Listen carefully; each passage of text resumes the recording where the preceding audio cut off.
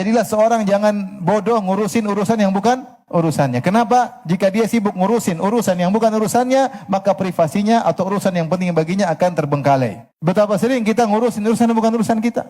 Ngapain? Kita baca komentar orang, kemudian kita analisa. Siapa yang mau dengar analisamu? Orang jalan di pinggir rumah, ada rumah 4, warnanya ungu. Kok rumah warnanya ungu? Kamu yang gak punya rumah, urus cari rumah. Ngapain ngurusin rumah orang yang sudah dibangun? Kita kapan sibuk ngurusin yang bukan urusan kita, maka Islam kita tidak indah. Rasulullah mengatakan min husni islamil mar'i tarku ma la ya'ni.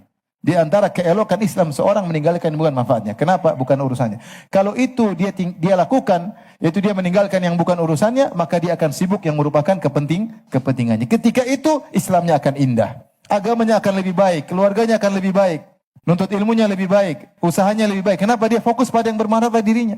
Ini fitnah medsos luar biasa. Kebodohan yang kita lakukan setiap hari. Ini belum suatu yang tidak ada faedahnya.